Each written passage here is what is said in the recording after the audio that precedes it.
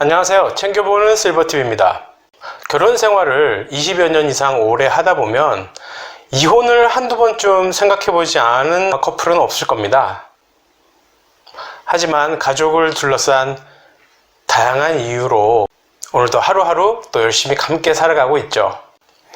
헌데 최근에 기대 수명이 길어지는 등의 사회적인 혹은 또 자연적인 이유들로 인해서 황혼 이혼율이 가파르게 증가하고 있다고 합니다.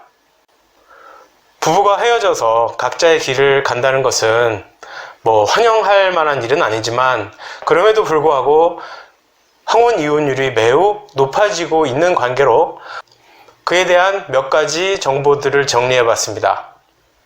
황혼 이혼에 이르는 11가지 정도의 이유를 미국 사회의 정보들과 함께 정리를 해서 여러분들과 오늘 나누고자 합니다. 비록 사회적 혹은 문화적 환경이 우리와 매우 다른 사회이긴 하지만 이 내용 중에 일부는 우리가 참고할 만한 중요한 내용도 있어서 오늘 영상을 만들어 봤습니다. 황혼 이혼을 조정하는 일을 하는 조 딜런이라는 사람의 블로그에 올린 내용과 재정 분석 사이트의 안젤라 무어라는 편집자의 글을 함께 정리해 보았습니다. 첫 번째 이유는 그저 단순히 각자 살았기 때문입니다. 빈둥지 증후군처럼 자녀들이 성장해서 집을 떠난 후에 찾아오게 되는 빈 공간으로부터의 어색함, 그 어색함만큼 개인의 삶의 중요성이나 개인의 삶이 갖는 비중이 더 부각되기 마련입니다. 따라서 우리는 원초적으로 각자 살아온 인생이기 때문에 황혼 이혼을 나이 먹고 나서 선택하게 된다는 이유입니다. 두 번째 이유는 나이입니다. 끊임없이 잔소리를 늘어놓거나 사소한 일에도 불평을 하게 되고 신체적인 노화에 따라서 몸이 아픈 곳을 이곳저곳에 대해서 끊임없이 컴플레인을 하는 그런저러한 행동들이 배우자로 하여금 나도 함께 나이 들어가는구나 하는 느낌을 끊임없이 갖게 한다는 것입니다. 세 번째 이유는 내 스스로 나아지기 위해서라는 것입니다. 수십 년을 똑같은 패턴으로 살다가 어느 순간 어느 계기에 의해서 내가 좀 나아져야겠다, 조금 더 나은 삶을 살아야겠다라는 생각이 들어서 외모도 좀 가꾸게 되고 체중도 좀 줄이게 되고 이전에 하지 않았던 여러 가지 것들을 변화를 통해서 추구할 때 그때 새로운 누군가가 필요하게 된다는 것입니다. 네 번째는 돈과 지출의 형태입니다. 왕성한 경제활동으로 인해서 수입이 넉넉하게 끊임없이 들어올 때는 사소한 지출상의 실수나 오류, 결함 같은 것들도 그냥 넘어가게 되죠. 하지만 은퇴를 하게 되고 딱 정해진 수입으로 살게 될 때는 그런 실수들이 더 크게 부각된다는 것입니다. 또 그로 인해서 상대방에 대해서 더 부정적인 시각을 갖게 된다는 것이죠. 다섯 번째는 성적 취향입니다.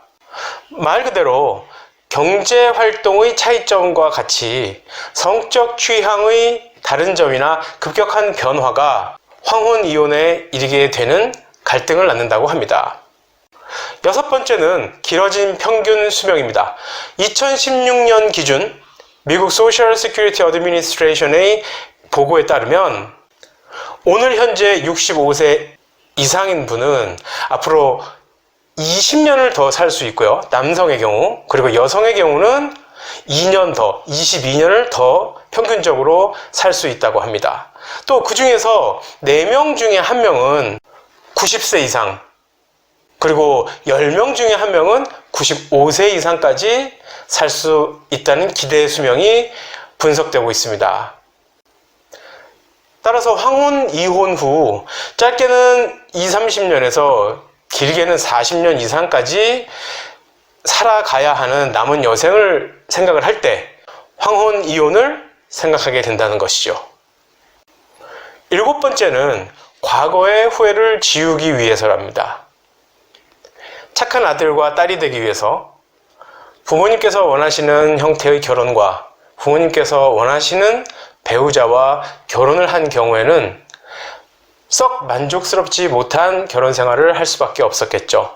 그래서 긴 시간 동안 결혼 생활을 했음에도 불구하고 불만족스러운 본인 스스로의 결혼 생활을 더 이상은 하고 싶지 않다는 결심이 들 때 황혼 이혼을 하게 된다고 합니다. 8번째는 서로 다른 행동 패턴이나 라이프 스타일을 말합니다. 한쪽은 수동적이고 한쪽은 적극적이거나 능동적이라면 어떻게 되겠습니까? 예를 들자면 한쪽은 집에서 머무는 시간을 길게 갖는 것을 좋아하는 반면에 다른 한쪽은 외부 활동에 보다 더 초점을 맞춘다면 나이를 먹어갈수록 함께 뭔가를 하기가 참 쉽지 않을 것 같습니다. 9번째는 은퇴입니다. 부부가 맞벌이를 하는 경우에 은퇴를 하게 되면 자연히 은퇴 후의 노후 수입도 달라지게 되죠. 똑같을 수가 거의 없을 거예요.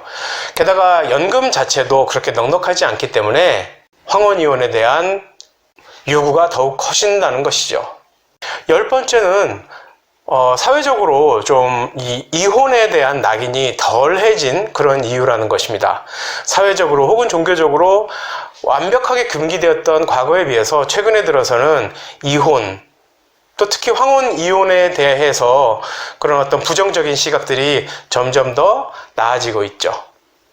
마지막 11번째는 아이러니하게도 첫 번째 이혼입니다.